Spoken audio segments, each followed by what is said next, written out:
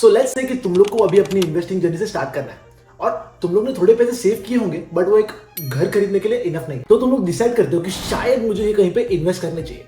और तुम लोग इन्वेस्ट कर सकते हो stocks, equity, mutual fund, gold, ETF, government bonds, corporate bonds, real estate, crypto, government schemes, watches, beaches, लौड़ा लहसुन जैसी बहुत सारी चीजें।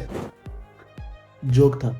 और ऊपर से तुम लोग ने वो टेलीग्राम गुरुज के बारे में तो सुना ही होगा जो फ्यूचर एंड ऑप्शंस के टिप्स देते हैं, पर वो सारे 21 दिन में पैसा गुल वाली स्कीम है जिसे पॉजिटिव स्कीम भी बोलते हैं। और ऊपर से सबसे बड़ा कंफ्यूजन और डर कि तुम लोग अपनी मेहनत की कमाई स्टॉक मार्केट के सट्टे में गवा दोगे। और ये वीडियो एक अल्टीमेट गाइड है जिसको अपनी इन्वेस्टमेंट जर्नी स्टार्ट करनी है और जिसने अपनी इन्वेस्टमेंट जर्नी अभी अभी स्टार्ट की है। तो ये वीडियो मैंने 4 पार्ट्स में डिवाइड करके रखी है जो कि मैंने टाइम स्टैम्प्स करके रखी है, तो तुम लोग पर्टिकुलर पॉइंट पर स्किप कर सकते हो if you want. So part 1 में हम लोग समझेंगे कि इन्वेस्टमेंट के पीछे की फिलोसॉफी और उसके बेसिक्स क्या होते हैं।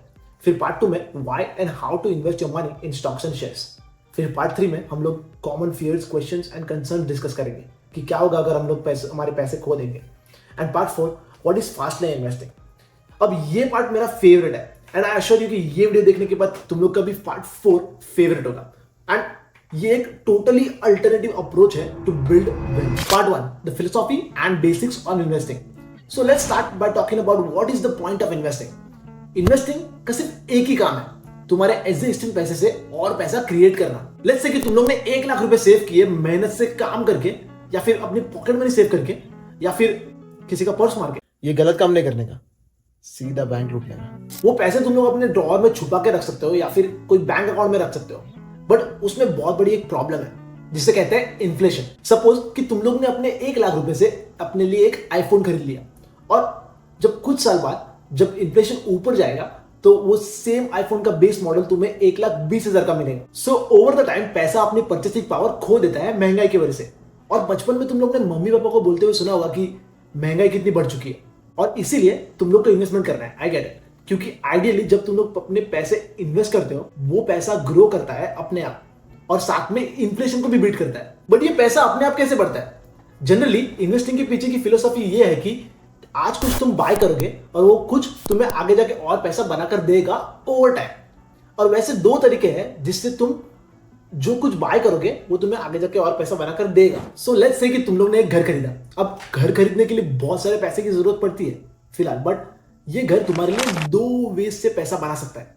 नंबर 1 रेंटल इनकम जो तुम्हें हर महीने मिलेगा, and number 2 property price increase. Hopefully तुम्हारे ओरिजिनल घर की वैल्यू से उसकी प्राइस अप्रिशिएट होगी ओवर द टाइम। तो अगर तुम्हें घर नहीं खरीदना है और वो पैसे तुम्हारे ऐसे ही बैंक अकाउंट में पड़े हैं तो महंगाई की वजह से तुम्हारे पैसे की वैल्यू ओवर टाइम कम होती जाएगी। और घर एक इंटरेस्टिंग एग्जांपल है क्योंकि कोई भी इमेजिन कर सकता है कि घर कैसे काम करता है, क्योंकि हम सब रेंट भरते हैं और हाउस ओनर उससे पैसा कमाता है। And most of the asset classes में ये रेंटल इनकम जैसी कोई चीज नहीं होती। ऊपर से हम सिर्फ बाय करते हैं ये होप में कि आगे जाके हम उसे हायर प्राइस पर बेच पाएंगे। और ऐसे असेट क्लासेस बहुत सारे हैं जो तुमने सुने तो होंगे लेकिन कंप्लीटली फेमिलियर नहीं होंगे, जैसे स्टॉक्स, शेयर्स एंड इक्विटीज, जिस सबका मीनिंग एक ही होता है। फिर म्यूचुअल फंड्स, इंडेक्स फंड्स, फिर बॉन्ड्स में गवर्नमेंट बॉन्ड्स, कॉर्पोरेट बॉन्ड्स, फिर crypto currency, then golds, ETFs. और ये सब चीजें बहुत कॉम्प्लिकेटेड हो सकती है, इसीलिए हम लोग इसे इजी टू अंडरस्टैंड रखेंगे और आगे की वीडियो में सिर्फ investing in stocks and shares के बारे में बात करेंगे, क्योंकि वही एक इंपॉर्टेंट इन्वेस्टमेंट है जो तुम लोग और मैं काफी इजीली अनलॉक कर सकते हैं, जिसको करने के लिए तुम्हें बहुत सारे पैसे की जरूरत नहीं पड़ती जो तुम्हें घर की केस में लगते हैं, और बहुत बड़ा रिस्क लेने की जरूरत नहीं पड़ती क्योंकि हमें इश्क रिस्क से ज्यादा पैसों। अब जब हम लोग स्टॉक्स एंड शेयर्स के बारे में बात करते हैं तो ये एकदम बेसिक्स है कि मुझे थोड़ा टाटा मोटर बाय करना है, या फिर मुझे थोड़ा रिलायंस बाय करना है, या फिर मुझे थोड़ा L&T बाय करना है। तो उस बारे में हम लोग नेक्स्ट पार्ट में बात करेंगे। Part 2 why and how to invest in stocks and shares. For example जब तुम लोग स्टॉक्स या शेयर्स बाय कर रहे हो तो बेसिकली तुम लोग एक परसेंटेज ऑफ ओनरशिप बाय कर रहे हो उस कंपनी की जिसमें तुम लोग इन्वेस्ट कर रहे हो। सो लेट्स से कि मुझे रिलायंस के स्टॉक्स बाय करने हैं। अब रिलायंस एक पब्लिकली ट्रेडेड कंपनी है, जिसका मतलब रिलायंस के स्टॉक्स हम इजीली ट्रेड कर सकते हैं, मतलब एक्सचेंज कर सकते हैं। अब रिलायंस के शेयर्स लेने के लिए मैं सीधा शादी में जाके मुकेश अंबानी को थोड़े पैसे देके थोड़े रिलायंस के शेयर्स ले लेता और फिर मेरे पास भी 0.00001% ऑफ ओनरशिप होती है रिलायंस की, बट मुझे शादी में बुलाया ही नहीं। एंड इन रियलिटी ये डायरेक्टली पॉसिबल नहीं है, इसीलिए मुझे कंपनी के पास एक मिडल मैन से जाना पड़ता है जिसे हम लोग ब्रोकर बोलते हैं। और एक बार मैं इस ब्रोकर के प्लेटफॉर्म से जाता हूं तो मैं पर्सनली रिलायंस के शेयर्स बाय कर सकता हूं during the working hours of the stock exchange, and then मैं भी एक पीस ओन करूंगा रिलायंस का with the help of this broker. अब स्टॉक से दो तरीके से पैसे कमा सकता हूं। फर्स्टली, मैंने जिस भी स्टॉक्स में इन्वेस्ट किया है उस स्टॉक का प्राइस ओवर द टाइम ऊपर जाएगा, मतलब 5 से 10 साल के बाद मैं उस स्टॉक्स को मच हायर प्राइस पर बेच पाऊंगा, और वो जो हायर प्राइस और जो प्राइस पर मैंने इन्वेस्ट किया था उसका जो डिफरेंस होगा वो मेरा प्रॉफिट होगा, मतलब कैपिटल गेन। और दूसरा तरीका जिससे तुम लोग पैसे कमा सकते हो वो है dividends. Dividend is same like rental income on a house. Company dividends अपने प्रॉफिट में से देती है to the shareholder of the company who owns the company, in this case the person who has the stocks and shares of the company, जो हम लोग ने broker से बाय किए थे रिलायंस के। Okay, so at this point तुम लोग स्टॉक्स बाय कर सकते हो इन सारी कंपनियों के और एक स्मॉल परसेंट ओन कर सकते हो, बट कौन सी कंपनी में इन्वेस्ट करना है वो कैसे चूज करना है? क्या तुमने सारे पैसे शादी में डालने चाहिए, आई मीन रिलायंस या फिर टाटा मोटर या फिर एचडीएफसी बैंक या फिर डी मार्ट, पेटीएम, जोमैटो या फिर टीसीएस या फिर आईआरसीटीसी या फिर सीडीएसएल या फिर आईटीसी, ये सब ब्रांड जिसे तुम लोग जानते हो। अब इस पॉइंट पे सब लोग के अलग अलग ओपिनियन होंगे, और कई लोग तो तुम लोग को टिप देंगे कि ये ऊपर जाने वाला है या फिर इसमें इन्वेस्ट कर, ये भागने वाला है। और तुम लोग अगर उसे पूछो क्यों, तो वो बोलेगा कि अरे मुझे इसने बताया कि ये स्टॉक भागने वाला है, या फिर मैंने इन लोग को बोलते हुए सुना कि ये भागने वाला है। स्ट्रॉन्ग डेटा ना होना या फिर स्ट्रॉन्ग न्यूज ना होना, तब तक वो सारी बातें सिर्फ हवा में बोल रहे हैं। और इट डजंट मीन कि कोई सॉलिड रीजन भी हो उस बंदे के पास उस स्टॉक के बारे में, तब भी वो स्टॉक 100% ऊपर जाएगा ही, क्योंकि स्टॉक मार्केट को शॉर्ट टर्म में 100% टाइम करना बहुत मुश्किल है। व्हाट आई मीन इज कि स्टॉक मार्केट को प्रेडिक्ट करना in short term is very difficult, वही लॉन्ग टर्म में काफी इजी है, क्योंकि स्टॉक्स और तुम लोग को लॉन्ग रन में आखिर में ऊपर ही जाना है। But as a beginner to start I will give Warren Buffett advice, जो इस सेंचुरी के सबसे बड़े और ग्रेटेस्ट इन्वेस्टर है, जिसमें अपनी पूरी $137 बिलियन की वेल्थ सिर्फ स्टॉक मार्केट में इन्वेस्ट करके कमाई है, जिसका अंदाजा तुम लोग वॉरेन बफेट के कंपनी की एक शेयर की वैल्यू देख के लगा सकते हो गया ना? जो कहते हैं कि the average person will not know enough to know which stocks to buy. They won't know enough to know when to buy them, but they don't have to, because if they can buy all of America through an index fund. और ये 100% सच है कि हमें कभी पता नहीं चलेगा कि कौन सी कंपनी अच्छा परफॉर्म करने वाली है और कौन सी कंपनी के लगने वाले हैं। और लिटरली बाहर फाइनेंशियल प्रोफेशनल है जिनका फुल टाइम जॉब है टू डू स्टॉक एनालिसिस, और फिर भी वो बहुत बार सही नहीं होते। So instead in the beginning अपने पैसों को रिस्क में डालने से अच्छा हम लोग सीधा एक इंडेक्स फंड में इन्वेस्ट करेंगे। पर अब ये इंडेक्स फंड क्या होता है? Well, a fund is a basket, for example a basket of group of stocks and shares and other things. और इंडेक्स का मतलब होता है कि ये फंड एक particular basket of stock market को ट्रैक करता है, जैसे banking index with top banking stocks and IT index with top IT stocks. यहां पर जो आईटी स्टॉक्स और बैंकिंग स्टॉक्स बोल रहा हूं, जिसका मतलब top banking companies and top IT companies of the country. And अगर तुम लोग को कंट्री के टॉप कंपनीज देखने हो regardless of the sector, then हम लोग स्टॉक मार्केट में निफ्टी 50 इंडेक्स को कंसीडर करते हैं। जहां पर इंडिया के टॉप 50 कंपनीज इस निफ्टी 50 इंडेक्स में है, वहीं पर अगर तुम्हें बैंकिंग इंडेक्स चेक करना हो तो you can search bank Nifty index, और अगर तुम लोग को आईटी इंडेक्स सर्च करना हो तो you can search Nifty IT index and so on, like Nifty auto, Nifty pharma and Nifty financial services, and ऐसे बहुत सारे इंडेक्सेस हैं जो तुम लोग सर्च कर सकते हो according to the top companies of the sectors. Let's consider Nifty 50 index, जहां पर ये सारे स्टॉक्स है, जहां पर ये एचडीएफसी बैंक जो 11% का वेटेज रखता है इस इंडेक्स का। मतलब फॉर एग्जांपल तुम लोग अगर 100 रुपए इन्वेस्ट करते हो इस निफ्टी 50 इंडेक्स में, तो तुम लोग के 11 रुपए टूवर्ड्स एचडीएफसी बैंक में इन्वेस्ट हो जाएंगे ऑटोमेटिकली। वहीं अगर तुम लोग रिलायंस देखो तो 9% का वेटेज रखता है इस इंडेक्स का, तो वो 100 रुपए में से 9 रुपए रिलायंस में चले जाएंगे, 11 रुपए एचडीएफसी बैंक में चले जाएंगे एंड सो ऑन। वो स्टॉक्स के वेटेज के अकॉर्डिंग उस इंडेक्स के अंदर तुम्हारे पैसे डिस्ट्रीब्यूट हो जाएंगे। तो 50 कंपनीज है तो 50 डिस्ट्रीब्यूशन होंगे according to the weightage of the stock in the index. So अगर तुम लोग इंडेक्स फंड में इन्वेस्ट करते हो तो, एंड उसमें ज्यादा दिमाग नहीं लगाना पड़ता, क्योंकि ये इंडेक्सेस हेवीली रेगुलेटेड होते हैं सेबी के थ्रू, और ये फ्रीक्वेंटली चेंज नहीं होते, तो तुम्हें ज़्यादा एक्सपेंस रेशियो और वगैरह वो बढ़ता नहीं है, एंड वो तो बात की बात है, we will discuss in some other video. और इसी तरह से बैंक निफ्टी इंडेक्स भी काम करता है और बाकी सब इंडेक्स भी वैसे ही काम करते हैं। So if you invest in those index, जो तुम लोग को पता होगा, तुम लोग ग्रो में अगर कुछ लोग करते होगे तो उसके पैसे according to the weightage of the stocks distribute होते हैं उस इंडेक्स में। So you might invest in bank Nifty IT index fund, या फिर तुम लोग बैंक निफ्टी इंडेक्स के म्यूचुअल फंड्स में इन्वेस्ट कर रहे हो, तो तुम्हारे पैसे उस तरह से डिस्ट्रीब्यूट होते हैं। और ये सारे इंडेक्स की एक वैल्यू होती है जिससे हमें पता चलता है कि इंडिया का स्टॉक मार्केट कैसे परफॉर्म कर रहा है, या फिर इंडिया का अलग अलग सेक्टर्स कैसे परफॉर्म कर रहे हैं। और ये वैल्यू से हम उनको देख सकते हैं, क्योंकि ये सारे कंपनीज फंडामेंटली बहुत स्ट्रांग है, तभी जाके उनको इंडेक्स में जगह मिली है। और इसीलिए इंडेक्स में इन्वेस्ट करके रिस्क फैक्टर भी बहुत कम हो जाता है। कैसे, ये समझो। अगर तुम अपने पैसे फॉर एग्जांपल निफ्टी 50 इंडेक्स में इन्वेस्ट करते हो जिसमें टॉप 50 कंपनीज है, तो मान लो मैक्सिमम 10 कंपनीज अच्छा परफॉर्म नहीं करती फॉर सम रीजन, तो फिर भी तुम्हारे पास 40 टॉप क्वालिटी स्टॉक्स है जो अच्छा परफॉर्म करेंगे डाउन द लाइन। और ऐसा नहीं हो सकता कि टॉप 50 कंपनीज एक रात में बैंकरप्ट हो जाए और जीरो हो जाए तुम्हारे पैसे की वैल्यू, इसके चांसेस नियरली जीरो है। इसीलिए डाइवर्सिफिकेशन स्टॉक मार्केट में बहुत इंपॉर्टेंट है, जो एक सेफ्टी नेट की तरह काम करता है। मतलब अगर कोई 10 काम ना करे तो 40 हो उसे कवर करने के लिए।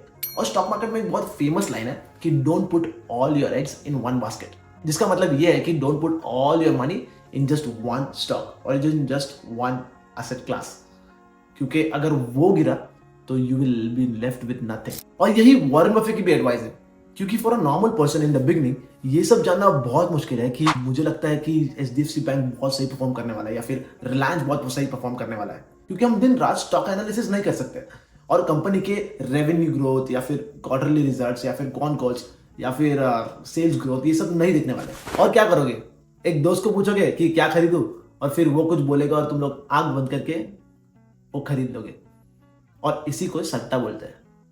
और मुझे पता है कि मैं तुम लोग को वो सब करने से नहीं रोक सकता, इसीलिए एक चीज रेकमेंड करूंगा, तुम लोग जो भी पैसे इन्वेस्ट करोगे उसमें से 70% अमाउंट कोई भी इंडेक्स फंड में इन्वेस्ट करो और 30% अमाउंट अपने हिसाब से स्टॉक्स में इन्वेस्ट करो, ताकि तुम लोग को डाइवर्सिफिकेशन मिले और एट द सेम टाइम तुम लोग स्टॉक मार्केट कैसे काम करता है वो समझ पाओ। And once you are comfortable, तुम लोग ये परसेंटेज अपने हिसाब से वेरी कर सकते हो। और डाइवर्सिफिकेशन फर्दर तुम लोग गोल्ड में इन्वेस्ट करके कर सकते हो, या फिर ETF जो म्यूचुअल फंड की तरह होता है, नॉट कंप्लीटली, किसी और वीडियो में बताऊंगा, या फिर FD में इन्वेस्ट करके कर सकते हो। बिल्कुल नहीं करना बैंक शोध। हाँ, तो ओवरऑल निफ्टी 50 में या फिर कोई भी इंडेक्स में इन्वेस्ट करने से हमारे पैसे इन टॉप कंपनीज में उसके वेटेज के हिसाब से डिस्ट्रीब्यूट हो जाएंगे, और तुम लोग को दिमाग लगाने की जरूरत नहीं कि कौन सा स्टॉक पिक करना है, क्योंकि ओवरऑल ये सारे स्टॉक्स लॉन्ग रन में अच्छा ही परफॉर्म करने वाले हैं। और अगर तुम्हें लगता है कि तुम्हारे पास रिसर्च करने का टाइम नहीं है और ये सब बहुत डिफिकल्ट है, then index fund is for you. Let's say कि तुम लोग अल्ट्रा स्मार्ट हो और वॉरेन बफे के भी बाप हो, ओह गुड राइम। और लेट्स से कि तुम लोग को इंडेक्स फंड में इन्वेस्ट नहीं करना और खुद से स्टॉक पिक करके इन्वेस्ट करना है, और तुम लोग को गलत फहमी है कि तुम लोग इंडेक्स फंड को बीट कर पाओगे। चांसेस है कि तुम लोग बहुत लकी निकले और तुम लोग ने उस साल इंडेक्स फंड को बीट कर दिया, बट फिर भी मोस्ट लाइकली तुम लोग नेक्स्ट ईयर वो सेम चीज नहीं कर पाओगे। और इस पे तो वॉरेन बफे ने पूरे वर्ल्ड में ओपन चैलेंज दिया था हर इन्वेस्टर को कि इंडेक्स फंड को लॉन्ग रन में कोई भी बीट नहीं कर पाएगा। कुछ फंड्स ने इंडेक्स फंड को बीट कर भी दिया हो, तब भी वो नेक्स्ट ईयर उसे कंटिन्यू नहीं कर पाते।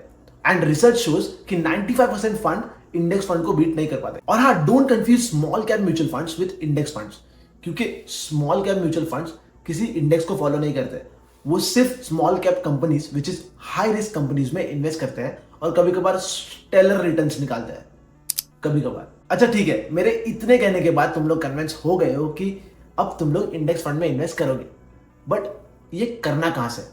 डेफिनेटली तुम लोग को एक मेजर प्लेटफॉर्म के बारे में पता होगा विच इज ग्रो, और बाहर ऐसे बहुत सारे हैं जिससे तुम लोग इंडेक्स फंड बाय कर सकते हैं। इट डजंट मैटर कि कौन से प्लेटफॉर्म से बाय कर रहे हो।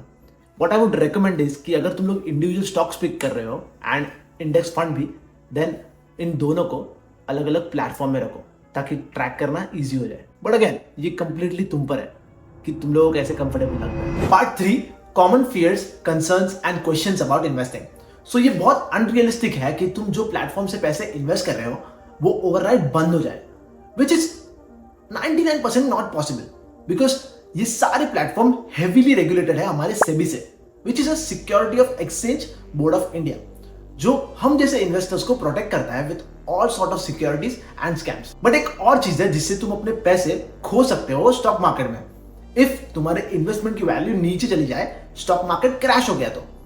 और यहीं पे नए इन्वेस्टर बहुत डर जाते हैं कि what if my investment goes to zero, what if I lose all my money. और ये एकदम कॉमन डर है initially when you start investing outside of the fixed deposit world. So let's assume कि तुम लोग ने 1 लाख रुपए इन्वेस्ट किए निफ्टी 50 इंडेक्स फंड में जस्ट बिफोर कोविड-19 और मार्केट 30% क्रैश हो गया और अब तुम लोग के 1 लाख की वैल्यू 70,000 हो गई है। और एट दिस पॉइंट तुम लोग सोचोगे कि स्टॉक मार्केट में इन्वेस्ट करना सट्टा ही है बेंचो। और मम्मी सही कहती थी कि एफडी में इन्वेस्ट करके कम रिटर्न मिलता, बट वो सही था and all that shit, right? But actual में तुम्हें ये लॉस तब होगा जब तुम उस चीज को बेचोगे, जिसे स्टॉक मार्केट में रियलाइज्ड लॉस बोलते हैं। अगर तुम अपनी इन्वेस्टमेंट लॉस में बेचते हो तो that's when you literally realise the loss by selling it. और अगर तुमने अपनी इन्वेस्टमेंट को नहीं बेचा होता और मार्केट को रिकवर होने दिया होता तो इन जस्ट 9 मंथ्स मार्केट वापस सेम लेवल पर आ गया था एंड देन फिर वहां से उसे और ऊपर जाता रहा। एक बहुत सही लाइन बोली थी वॉरेन बफेट ने कि stocks are very unsafe for tomorrow but pretty safe over the long run. और ये स्टेटमेंट को सपोर्ट करने के लिए मेरे पास 2-3 हजार स्टॉक्स के एग्जांपल्स हैं जिसने over the long run unimaginable wealth generate की है। सो द पॉइंट इज, जितना ज्यादा टाइम तुम अपने पैसे को ETF, म्यूचुअल फंड, स्टॉक्स या फिर रियल एस्टेट्स में इन्वेस्ट करोगे, उतना ज्यादा टाइम तुम्हारी investment over and over multiply होती जाएगी, कंपाउंड होते जाएगी। और कंपाउंडिंग के ऊपर अल्बर्ट आइंस्टाइन ने कहा है कि compound interest is the 8th wonder of the world. अब इसके कितने चांसेस है कि निफ्टी 50 की सारी 50 कंपनी ओवरनाइट जीरो हो जाए? द आंसर इज 0, क्योंकि टाटा, बिरला, अडानी और अंबानी सबकी वेल्थ जीरो होना is next to impossible. But मान लो वो जीरो हो जाती है तो वो वर्ल्ड वाइड बहुत बड़ी प्रॉब्लम बन जाएगी बजाय तुम्हारे या मेरे पोर्टफोलियो से। एंड द रीजन व्हाई मुझे लगता है कि इन सारे स्टॉक्स की value over the long run ऊपर जाएगी is because every freaking day हजारों लाखों लोग इन कंपनीज में काम पर जा रहे हैं and every single day value create हो रही है बाय दिस एम्प्लॉइज जो टाटा, बिरला या फिर रिलायंस या फिर कोई भी छोटी कंपनीज में काम करते हैं, जो नए फीचर्स डाल रहे हैं या फिर उस कार को और चीप एंड सेफ बनाने की कोशिश कर रहे हैं, या फिर एक एक्स्ट्रा कैमरा डाल रहे हैं, या फिर एक नया प्रोडक्ट बिल्ड करने की कोशिश कर रहे हैं। एंड जस्ट बिकॉज ये सब लोग इतना एफर्ट डाल के डे बाय डे कुछ नया क्रिएट कर रहे हैं, हम एक्सपेक्ट कर सकते हैं कि ये कंपनी की वैल्यू ओवर टाइम बढ़ेगी। और एक क्वेश्चन लोगों के दिमाग में आता है कि मुझे कितने पैसे चाहिए टू स्टार्ट इन्वेस्टिंग? क्या मुझे इन्वेस्टर बनने के लिए बहुत रईस बनने की जरूरत है? Answer is no, but it depends तुम लोग इन्वेस्ट करने के लिए कौन सा प्लेटफॉर्म यूज करते हो। But as of my knowledge you can start investing as little as 500 rupees on any platform in India. By the way, अगर तुम अब भी वीडियो देख रहे हो तो I would love to see in the comments कि क्या confusions है तुम्हारे स्टॉक मार्केट या फिर इन्वेस्टमेंट को लेके, and if I can मैं मेरी नेक्स्ट वीडियो में उसे आंसर करूंगा। Part 4, fast lane investing, an alternative approach to building wealth. So before going into the fast lane investing, so far what we have talked about is slow lane investing. And basically what that means is कि मैं मेरा 9 to 5 job करूंगा और उसमें से 20% save करूंगा हर महीने और फिर उसे स्टॉक्स या फिर म्यूचुअल फंड में इन्वेस्ट कर दूंगा और 50 साल बाद मैं करोड़पति बन जाऊंगा। और ये एकदम स्लो तरीका है वेल्थ क्रिएट करने का। For now investing in mutual funds या स्टॉक्स इज ग्रेट, मैं भी करता हूँ, बट मेरे पास एक अल्टरनेटिव अप्रोच है इन्वेस्टिंग के लिए which is worth talking about here. क्योंकि बहुत सारे लोग जब इन्वेस्टमेंट के बारे में सोचते हैं तो दे आर लाइक, ओ मुझे म्यूचुअल फंड्स खरीदना चाहिए या फिर मुझे स्टॉक्स या शेयर्स खरीदना चाहिए या फिर मुझे घर खरीदना चाहिए। But if you really give it a thought, what is the main purpose of investing money? The point of investing money is कि तुम अपने एग्जिस्टिंग पैसे से और पैसे बना सको over time, and that's what it is. The point is not to invest in stocks and shares. Stocks and shares is just एक मीडियम है पैसे से पैसा बनाने का। But when it comes to fast lane investing, instead of investing in someone else's business like Reliance, Tata या बिरलास, तुम अपने आप में इन्वेस्ट करते हो, तुम अपने खुद के बिजनेस में इन्वेस्ट करते हो। शायद निफ्टी 50 का इंडेक्स फंड हर साल 12% का रिटर्न देता है, मतलब तुम्हारे 10,000 रुपए 12 महीने में 11,200 रुपए बन जाएंगे। But the main question is कि क्या मैं ये 10,000 रुपए को कहीं और यूज कर सकता हूं to generate more than 1,200 rupees in the next 12 months? And the answer is yes. 2 चीजें जिसमें तुम इन्वेस्ट कर सकते हो। पहला, तुम अपने एग्जिस्टिंग पैसे बनाने की एबिलिटी में इन्वेस्ट कर सकते हो। So for example, let's say कि मैं एक होटल में शेफ हूं और मेरे होटल के बैंक्वेट में रेगुलरली वो एक फूड कार्विंग आर्टिस्ट को बुलाता है and they pay them really good like a freelancer. अब अगर मैं वो 10,000 से ये फूड कार्विंग कोर्स ले लूं और ये स्किल सीख लूं, तो जो मैं पहले 20,000 बनाता था, अब ये कोर्स लेने के बाद और ये स्किल अक्वायर करने के बाद मैं एडिशनल 5,000 बना सकता हूं हर महीने। तो जहां पर मैं निफ्टी 50 के इंडेक्स फंड में इन्वेस्ट करके 12% अर्न कर रहा था, वहीं पर अब मैंने खुद में इन्वेस्ट करके मेरे अर्निंग कैपेसिटी को 30 to 40% बढ़ा दिया है, which is way higher than 12% on an index fund. और जो मेरा इनिशियल इन्वेस्टमेंट था वो तो मैं 1-2 महीने में रिकवर कर लूंगा, और फिर जो बचा है वो सारा रिटर्न्स है, जिससे मैं आगे जाके और सीख सकता हूँ और मेरे अर्निंग कैपेसिटी को बढ़ा सकता हूँ, और या फिर जो मेरा मंथली एसआईपी अमाउंट है उसको बढ़ा सकता हूँ। और जरूरी नहीं है कि तुम्हें फैंसी कोर्सेज बाय करने की जरूरत है, बिकॉज यूट्यूब पे बहुत सारी चीजें फ्री में अवेलेबल है, just like my channel. So subscribe कर दो बिकॉज इट्स फ्री। मेरे बहुत सारे दोस्त लोग म्यूचुअल फंड में इन्वेस्ट करते हैं, hoping to grow their money just by investing. Instead, find out 1 or 2 ways to increase your earning capacity by learning something new. And if you can't think of one, then comment section में लिख दो, suggestions मिल जाएंगे. So that's one great way to invest in the ability to make more money by investing in yourself. But the other way to fastly investing is investing in your own business. Definitely ये उनको ही apply करता है जिनका already business है या फिर business start करना चाहते हैं। बट जनरली अगर तुम्हें जल्दी अमीर बनना है, जल्दी as in next 10 years rather than 70 years, is to build your own business, to own your own business, and over time उस बिजनेस की वैल्यू इंक्रीज करो। तो rather than just putting your money in stocks and mutual fund, तुम लोग अपना एक coffee shop खोल सकते हो, या फिर कोई रेस्टोरेंट खोल सकते हो, या फिर वड़ा पाव का स्टॉल डाल सकते हो और 500 रुपये बेच सकते हो, और फिर बिग बॉस में जा सकते हो, या फिर यूट्यूब का चैनल खोल सकते हो, which is a business which I am currently working on, या फिर कोई ऐप डेवलप कर सकते हो सॉफ्टवेयर सीख के, या फिर बड़े लोग की शादी करवा सकते हो। और ऐसे हजारों चीजें हैं जिसमें मैं खुद वो स्किल सीख सकता हूँ और वो बिजनेस के बेसिक सीख कर उस बिजनेस को अलग लेवल पे लेके जा सकता हूँ। और ये बिजनेस के जो पर्सनल लेवल पे रिटर्न्स होंगे वो अलग लेवल के होंगे, rather than just 12% in Nifty 50 index fund. और एक बंदा है जिसे मैं बहुत फॉलो करता हूँ, his name is Alex Hormozi. He is like $200 million entrepreneur. और वो बंदा एक चीज बोलता है कि investing in S&P 500 versus investing in S&P 500. It's a whole S&P 500 versus S&P 500, but like you will get a significantly higher return investing in your own ability to make money than you will in any market. जिसको पता नहीं है, S&P 500 US का stock market index है, जैसे हमारा Nifty 50 index है। और उसकी भी यही एडवाइस है कि हमें S&P में इन्वेस्ट करना चाहिए, अपने आप में इन्वेस्ट करना चाहिए, अपनी खुद की स्किल्स और अपने खुद के पैसे बनाने की एबिलिटी में इन्वेस्ट करना चाहिए, अपने खुद के बिजनेस में इन्वेस्ट करना चाहिए, बिकॉज उस पर जो रिटर्न्स मिलेंगे वो बहुत ज्यादा खतरनाक अलग लेवल के तोड़ फाड़ पलंग तोड़ रिटर्न्स होंगे then the 12% you will get by investing in Nifty 50 index fund. First of all, thanks a lot for watching the video till the end. और अगर तुम मेरे चैनल पर नए हो तो सब्सक्राइब टू माय चैनल, क्योंकि मैं ऐसे नए कंटेंट लाता रहूंगा। And again if you have any new video suggestions तो कमेंट में लिख देना।